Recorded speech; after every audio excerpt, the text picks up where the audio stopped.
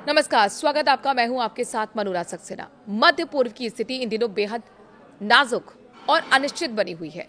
Iran और America के बीच शांति वार्ता को लेकर एक नई अड़चन सामने आई है।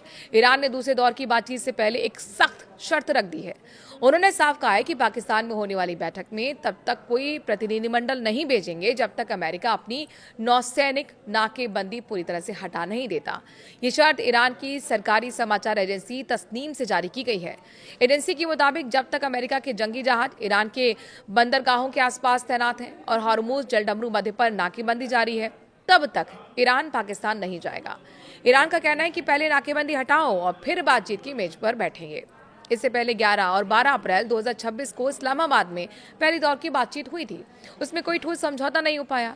मुख्य मुद्दे थे ईरान का परमाणु कार्यक्रम, हॉर्मुज जलडमरू मध्य पर नियंत्रण, प्रतिबंध हटाने की मांग और क्षेत्रीय सुरक्षा। बातचीत टूटने के बाद अमेरिका ने ईरान के बंदरगाहों पर नौसैनिक नाकेबंदी लगा दी।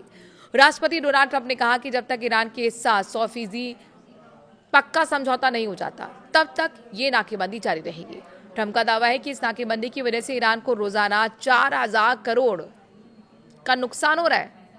ईरान ने इसे नाकेबंदी को लेकर सीज फायर का उल्लंघन बताया है। उन्होंने जवाब दिया कि जब तक अमेरिका समंदर से अपनी जंगी जहाज नहीं हटाता है, तब तक हम बातचीत की मेज पर नहीं बैठेंगे। ईरान का कहना है कि नाकेबंदी हटाइए और फिर हम बैठक करेंगे, और नहीं तो आगे की बैठक बेकार होने वाली है। पाकिस्तान ने इस बातचीत को सफल बनाने के लिए बहुत बड़ी तैयारी की थी।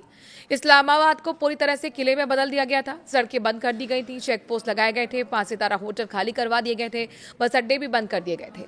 आम लोगों को घरों में रहने की सलाह दी गई। सुरक्षा के लिए हजारों जवान तैनात किए गए। पाकिस्तानी सरकार ने पूरी उम्मीद दिखाई थी कि ये बैठक देश की कूटनीतिक साख बढ़ाएगी, लेकिन अब दोनों तरफ से सकारात्मक संकेत नहीं मिल रहे हैं। ट्रंप ने कहा कि पाकिस्तान सुरक्षित नहीं है, इसीलिए उपराष्ट्रपति जेडी वेंस वहां नहीं जाएंगे। ईरान ने भी अपना डेलीगेशन भेजने से इनकार कर दिया है। जिस कूटनीतिक आयोजन को पाकिस्तान ने इतनी मेहनत के साथ तैयार किया था, अब वो शुरू होने से पहले ही अनिश्चितता में फंस गया है।